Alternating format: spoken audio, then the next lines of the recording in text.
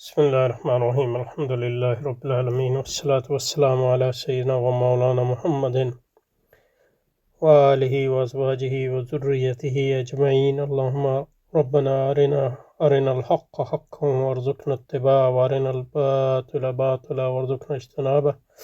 اللهم أرنا حقائق الأشياء كما هي اللهم أرنا حقائق الأشياء كما هي. اللهم ربنا زدنا علما وعملا وإخلاصا يا رب العالمين.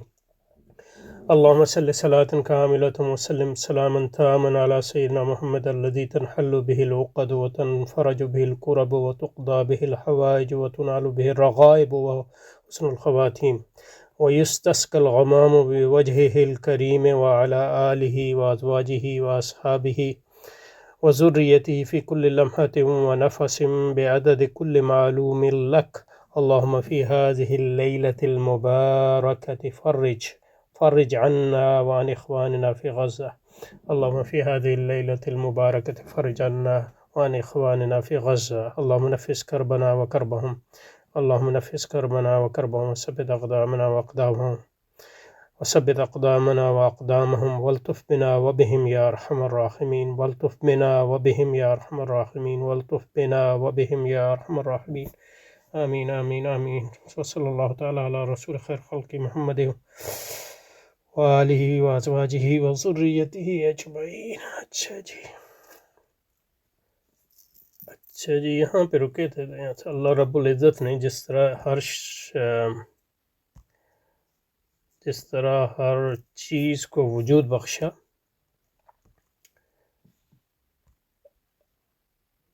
اس کی شان ربوبیت نے اسی طرح اس پر زندگی کی راہیں کھول دیں، اس پر زندگی کی راہیں کھول دیں۔ بچہ پیدا ہوتے ہی ماں کا دودھ پینے لگتا ہے، اور پرندوں کے بچے انڈے نکلتے ہی اڑنے کی کوشش کرتے ہیں۔ طبع حیوانی کا یہ فطری اقتضاء زندگی کی ہر حرکت میں اپنا کام کرتا ہے، اور یہی وہ فطری ہدایت ہے۔ تو حضرت نے جو ہے فطری ہدایت وجود ہو گیا ایک، دوسرا ہدایت، اور پھر ہدایت کی قسمیں جو ہر چیز کے لیے وجدان بنتی ہے، یعنی فطری ہدایت کے ذریعے جو ہے وہ زیادہ مناسب لفظ میرے خیال میں جبلت ہے، لیکن یہ کہ ہو سکتا ہے حضرت کی مراد کچھ ہو۔ ربنا الذي اعطى كل بسم الله الرحمن الرحيم اعوذ بالله من الشيطان الرجيم ربنا الذي اعطى كل شيء خلقه ثم هدى ربنا الذي اعطى كل شيء خلقه ثم هدى قال ربنا الذي اعطى كل شيء خلقه ثم هدى تفسیر الميسر قال له موسى ربنا الذي اعطى كل شيء خلقه اللائق به، تو ہر چیز کو وجود بخشا اس کی مناسبت سے، اعلیٰ حسن صنعہ ثم ہدا کل، اس کے بعد اس کو ہدایت دی ہر ایک کو، الی الانتفاع بما خلقہ اللہ، تخلیق ہے، اور دوسری ہدایت تخلیق کی احسن صورت پہ ہر چیز کو، اور پھر اس کو اس چیز کی ہدایت دی کہ اس وجود سے اور اس تخلیق سے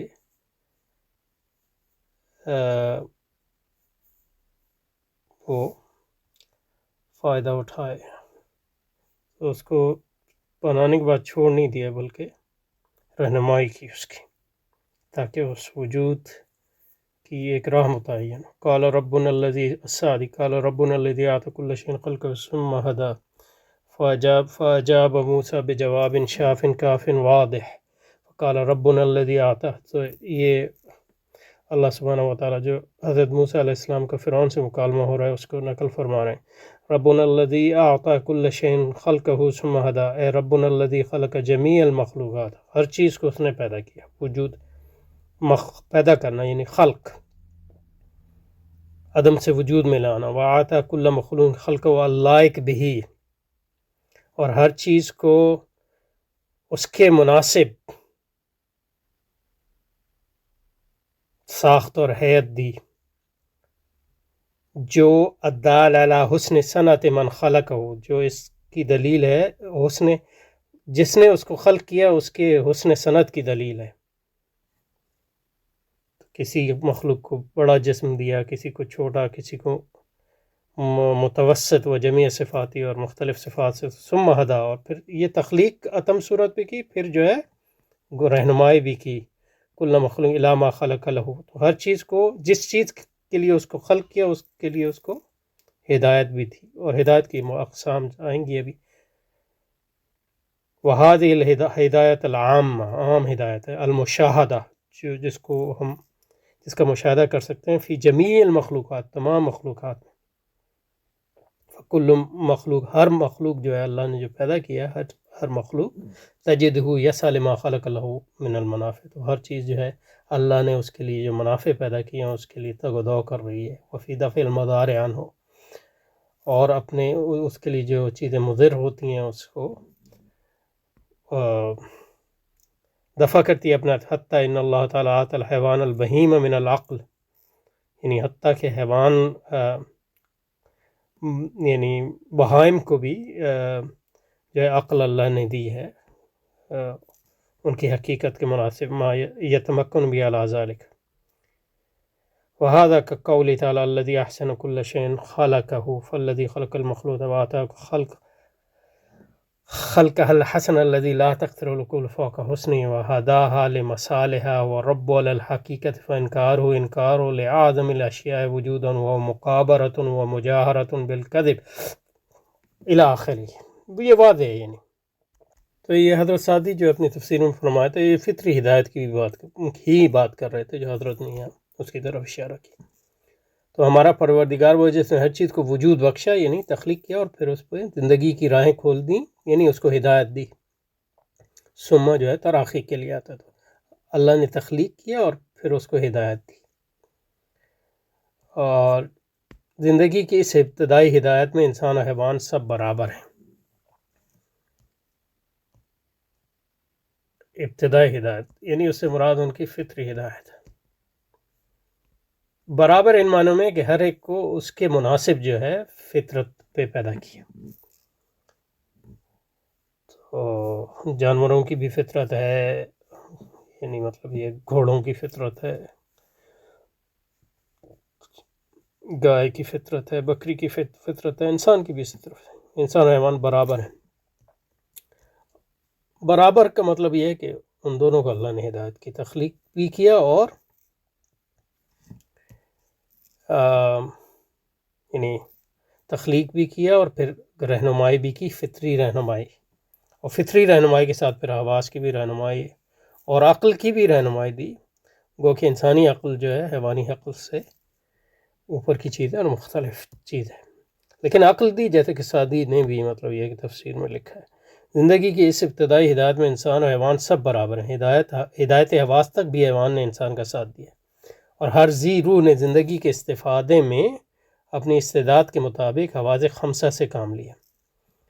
ذی روح، تو ایک تو مطلب یہ ہے کہ زندگی ہے، زندگی اور روح میں فرق ہے، یعنی زندگی اور روح الگ چیزیں ہیں، اور عقل اس سے الگ چیز ہے، اور حواس اس سے الگ چیز ہے.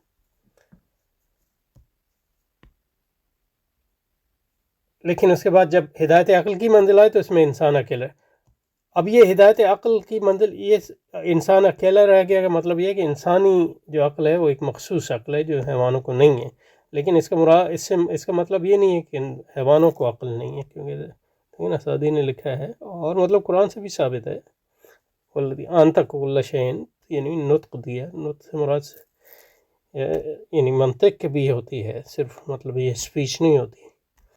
یہ سارے لکھا ثم ہدا کل مخلوق الی ما خلق لہ وہذہ الہدایۃ العامہ المشاہدہ فی، جس کی مشاہدہ کیا جا سکتا ہے ہر مخلوق، فی جمیع المخلوق، کل مخلوق تجد یسعی لما خلق لہ من المنافع وفی دفع المضار عنہ حتی ان اللہ تعالی آت الحیوان البہیمہ، یعنی جانوروں کو حتیٰ کہ بہائم کو، چوپایوں کو بھی اللہ نے عقل دی، عقل میں سے حصہ عطا کی. تو یہ سعدی میں واضح ہے آگے دیکھیں دوسرے وسیط کیا کہہ رہا ہے. قال ربنا وقل خلق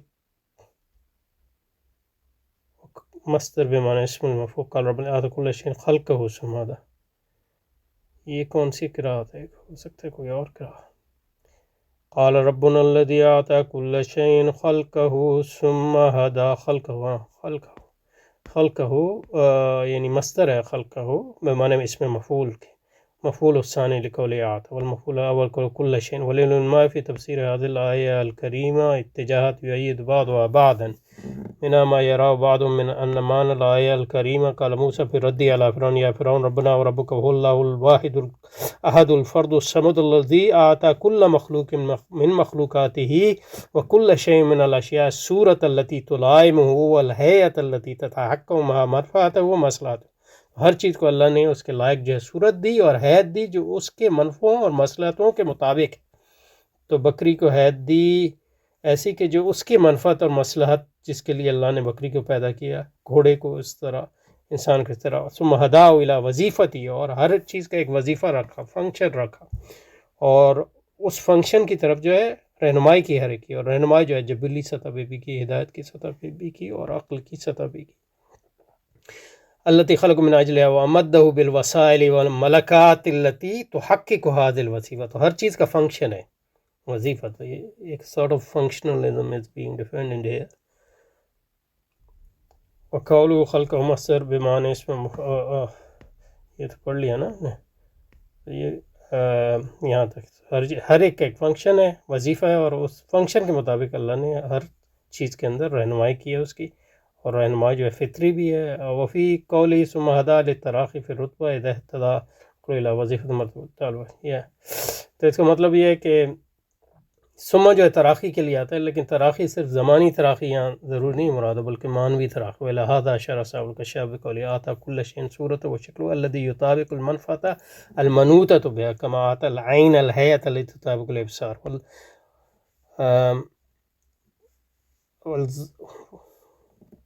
الشکل الذي يطابق المنفعة المنوطة كما اعطى العين الهيئة، ادھر اذن ہوگا شاید، وكما أعطى العين الهيئة التي تطابق والأذن الشكل الذي يوافق الاستماع وكذلك الأنف واليد والرجل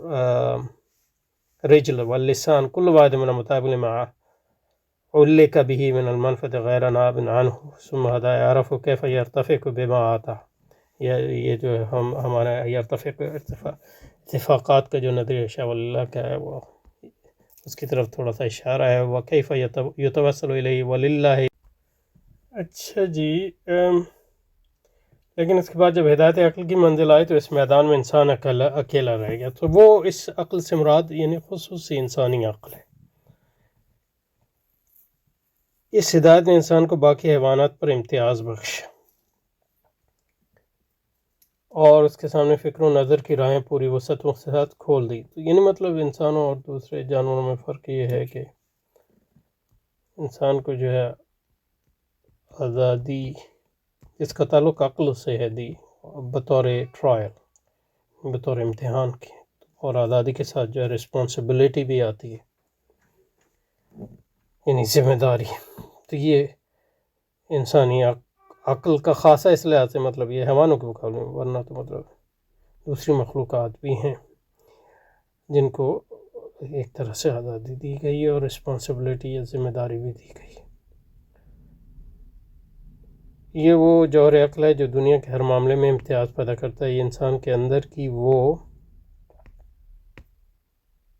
سرچ لائٹ ہے، روشنی ہے جو زندگی کے ہر شعبے میں اس کو شعور بخشتی ہے.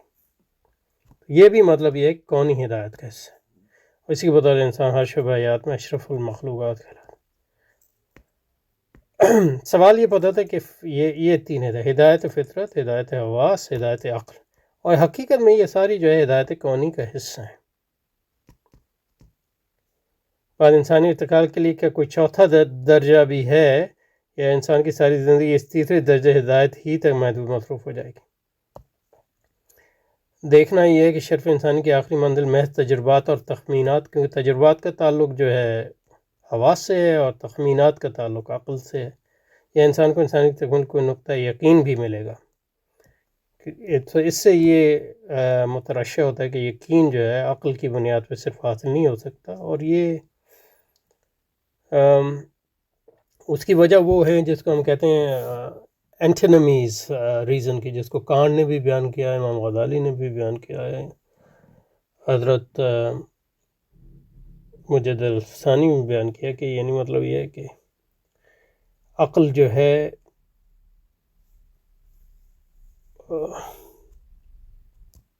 عقل جو ہے یقین کی بنیاد اس لیے نہیں فراہم کر سکتی کہ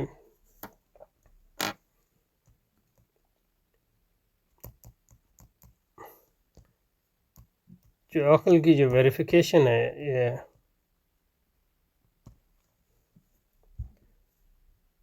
عقل خود اطلاع فراہم نہیں کرتی، اطلاع جو ہے وہ حواس سے آتی ہیں۔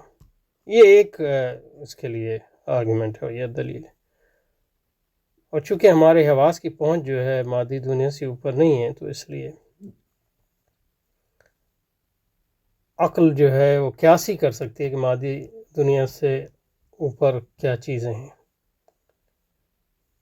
کائنات، اس کی تخلیق کے بارے میں تخمینات ہی کر سکتی ہے، یقینی علم نہیں حاصل کر سکتی، تو اس لیے یقینی علم کے لیے ہدایت کا کوئی اور ذریعہ ضروری تھا۔ اور یہیں سے مطلب یہ ہے کہ قرآن کی ضرورت جو ہے اس کی آتی ہے، کیونکہ مطلب ہدایت عقل جو ہے اس کی معراج جو ہے وہ یہ ہے کہ وہ زیادہ ظن و تخمین، وہ یقینی علم فراہم نہیں کرتی، اور وہ پھر وحی کے ذریعے آتی ہے۔ تو انسان کی ضرورت تھی، انسان کے اندر یہ خواہش ہے کہ وہ جانے کہ یقین کے ساتھ جانے کہ اس کا خالق کون ہے، اس کے خالق نے اسے ہدایت فطرت اور ہدایت حواس اور ہدایت عقل سے اوپر کوئی یقینی علم بخشا ہے جو اس کی رہنمائی کے لیے ضروری ہے وغیرہ۔ اس کا جواب اس پہلے سوال کے سمجھنے میں یہی احساس ضرورت، کبھی ضرورت دین کے نام سے، کبھی ضرورت وحی کے عنوان سے، اور کبھی احتیاج کے سامنے آتا ہے۔ اس حقیقت کو تو ہم یہاں ضرورت قرآن کے الفاظ میں پیش کر رہے ہیں، یعنی دین کی ضرورت، وحی کی ضرورت، قرآن کی ضرورت کیوں ہے، اس ہدایت کی ضرورت کیوں ہے؟ اس لیے کہ عقل انسانی کی بنیاد پہ انسان جو ہے، جو اللہ نے ہدایت فراہم کی ہے، وہ یعنی اس کے کئی جوابات ہیں، لمبے جوابات ہیں، لیکن جو اس کی روح ہے وہ یہ ہے جو حضرت نے یہاں اس کا اشارہ کیا ہے۔ اللہ تعالیٰ نے جو ہے ہدایت کونی دی، ہدایت تشریع کی کیا ضرورت ہے، یعنی قرآن کی، وحی کی کیا ضرورت ہے؟ ہدایت کونی پہ اکتفا کیوں نہیں کیا جا سکتا؟ اس کی وجہ یہ ہے کہ ہدایت کونی میں ہدایت فطرت، حواس اور عقل آ گئی، اور یہ سب ہدایت جو انسان کی رہنمائی کرتی ہیں، ایک دلیل، ایک وجہ اس کی یہ ہے کہ عقل کی بنیاد پہ ہم زیادہ سے زیادہ ظن و تخمین ہوگا، اور یہ جو فلسفیانہ نظام ہے اور جو سائنسی نظام ہے وغیرہ، ان کے درمیان جو ہے نزاع جو صدیوں سے چلا آ رہا ہے، اور جو کبھی اس کا حل نہیں ہوگا، یہ نہیں، ایک فلسفی کہتا ہے کائنات کا کیا آغاز ہے، دوسرا کہتا ہے کائنات کا آغاز نہیں ہے، ایک کہتا ہے خدا ہے، دوسرا کہتا ہے خدا نہیں ہے، ایک کہتا ہے جو ہے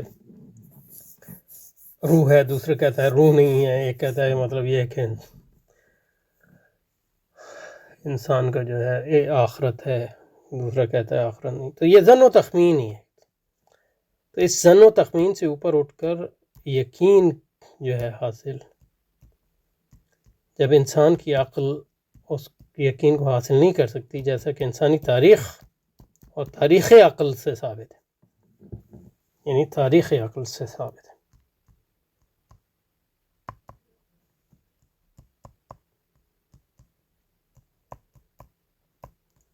یا تاریخ تعقل سے ثابت ہے، نظام ہائے تعقل کے مطالعے سے ہمیں یہ معلوم ہوتا ہے کہ انسان کے درمیان محض عقل کی بنیاد پہ جو ہے ماورائی اور حتمی امور کے معاملے میں جو انسانی حواس کی اطلاعات سے بالا اٹھ سکیں یقینی معلومات نہیں دے سکتا. زیادہ سے زیادہ وہ یہ کر سکتے کہ ظن و تخمین کی بنیاد پہ کچھ معلومات فراہم کرے، لیکن یہ کہ ظن و تخمین کی بنیاد پہ جو ہے آپس میں متضاد معلومات ہمیں فراہم ہوتی ہیں، اور اسی کو مطلب یہ ہے کہ عقل کی اینٹینمیز کہتے ہیں، متضاد معلومات، جس کا ذکر جو ہے کانٹ نے بھی کیا ہے اور امام غزالی نے بھی کیا ہے، حضرت امام ربانی نے بھی کیا ہے. تو قرآن کی ضرورت اس لیے ہے کہ انسان جو ہے محض عقل کی بنیاد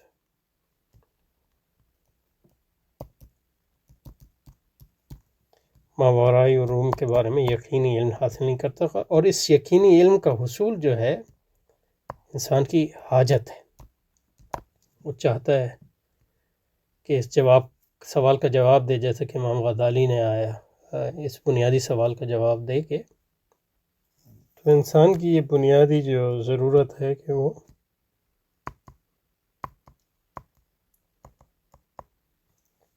وہ ماورائی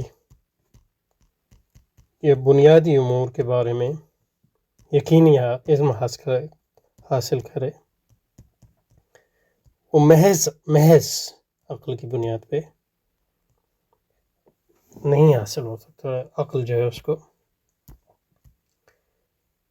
یقینی علم نہیں دیتے. ان معنوں میں ہم کہہ سکتے ہیں کہ عقل جو ہے ضروری ہے لیکن خود مکتفی نہیں ہے. انگریزی میں کہیں گے نیسسری ہے لیکن سیلف سفیشینٹ نہیں. وہ ہمیں اس بارے میں جو بنیادی سوالات ہیں اس کے بارے میں یقینی علم نہیں دے سکتی. یعنی جیسے امام غزالی فرماتے ہیں کہ یعنی خود حقیقت خود پس تو حقیقت خود طلب باید کرتے. انسان کیا ہے؟ یہ عقل کی بنیاد پہ اس کے بارے میں یقینی علم انسان کو حاصل نہیں ہو سکتا. حقیقت خود مقصد کیا ہے اس کا؟ حقیقت خود طلب باید کرتے.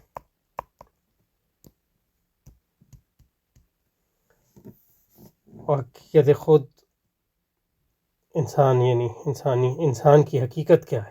یہ اہم سوال ہے، بنیادی سوال ہے، لیکن عقل اس کا جواب نہیں دے سکتی. اس کا مطلب ایک خود سے چیز ہی تو کون ہے؟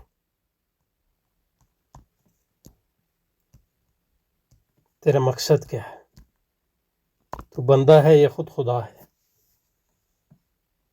یہ بنیادی سوال ہے. وہ از کجا آمدی، کہاں سے آئے،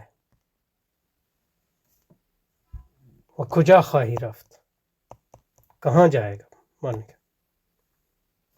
اور اندرین منزلگاہ یعنی دنیا بچے کا آرام ہے. اس دنیا میں تیرا مقصد کیا آنے کا؟ محض عقل کی بنیاد پہ. اور ترا برائے چھ آفریدان، اگر کسی نے تجھے پیدا کیا تو کس مقصد کے لیے پیدا کیا؟ جیسے قرآن میں فرمایا عبادت کے لیے. تو کیا انسان جو ہے محض عقل کی بنیاد پہ یقینی علم حاصل کر سکتا ہے کہ وہ عبادت کے لیے پیدا نہیں؟ اور اس سے بڑھ کر مطلب یہ ہے کہ امام فرماتے ہیں سعادت تو چیست، یعنی ابدی سعادت یا شقاوت کیا ہے تیری، اور کس چیز میں ہے؟ وہ در چیست. اور تیری ابدی شقاوت کیا ہے؟ شقاوت ہے تو چیست، اور در چیست کس چیز میں. تو یہ سارے جو بنیادی سوال ہیں انسان کے اندر سے اٹھتے ہیں، وہ ان کے بغیر جو انسان کو سکون نہیں حاصل ہو سکتا، انسان کو چین نہیں آ سکتا. انسان کے اندر یہ فطری خواہش ہے ان سوالات کے جواب جاننے کے لیے، لیکن عقل کی بنیاد پہ وہ زیادہ سے زیادہ ان سوالات کے جواب عقل و تخمین یہ ظن و تخمین. تو یہ ضرورت ہے، تو اللہ کی وحی کی ضرورت اس لیے پیدا، تو اللہ بتاتے ہیں خود کہ میں نے تجھے عبادت کے لیے پیدا کیا، اس دنیا میں تو امتحان گاہ ہے، اور حقیقی زندگی یہ ہے، سعادت یہ ہے۔ اللہ تعالیٰ نے بتایا یہ اس محض انبیاء کے ذریعے، قرآن پاک کے ذریعے۔ تو یہ قرآن کی ضرورت کی سب سے بڑی دلیل ہے، عقلی دلیل۔ اور بھی دلیلیں، یہ بنیادی دلیل۔ اور دوسری بات یہ ہے کہ اگر عقل کے اندر یہ طاقت ہوتی بھی کہ وہ ان سوالات کا جواب دے، لیکن ہمیشہ جو ہے اس کا نفس یا اس کی خواہش جو ہے اس میں، اور شیطان در آتا ہے اور اس کی بصیرت کو دھندلا کرتا ہے۔ تو اس شیطنت سے اوپر اٹھا ہی نہیں جا سکتا وہی کی ہدایت کے بغیر۔ یہ دو اس کی اہم دلیل ہیں۔ تو یہاں ضرورت قرآن پہ، اور جہاں تک اس چوتھے درجے کی ضرورت ہے، اس کے تمام ادیان و مذاہب نے یک زبان ہو کر کی، اور اس کی آسمانی ہدایت کی ضرورت پر دنیا کی تمام امتیں بلا اختلاف متفق ہیں۔ یہ امام راضی کی دلیل ہے، انہوں نے دی ہے تفسیر کبیر میں۔ دنیا کے 95% انسان کسی نہ کسی قدے یا مذہب سے پہلے ضرور وابستہ ہیں۔ یہ حقیقت مشترکہ شہادت ہے کہ انسانی وجدان نے محض عقل کی پرواز کو ناکافی سمجھ کر ہمیشہ آسمانی راہ کی تلاش کی ہے۔ تو یہ بھی ایک دلیل ہے، لیکن اتنی سالڈ نہیں ہے۔ وہ جو دو ہم نے بیان کی وہ زیادہ مناسب ہے، کہ آپ کے یہ آسمانی ہدایت اپنے بلبوتے پہ کی ہے، اس کے اندر طلب تو ہے، لیکن کیا اوپر سے بھی آئی ہے کہ نہیں، یہ اہم بات ہے۔ تو ضرورت قرآن صرف یہ نہیں ہے کہ ضرورت تو ہے اندر سے، لیکن اوپر سے بھی آئی ہے کہ نہیں۔ ضرورت کا مطلب یہ نہیں ہے کہ وہ ضرورت پوری بھی ہو، یعنی عقلی سطح پہ۔ بہرحال یہاں رکتے ہیں انشاءاللہ، اگلی بار جو ہے یہاں زندگی کی پابندیاں اسی جوہر عقل کے باعث۔ آخر دعوانا الحمدللہ رب العالمین، السلام علیکم۔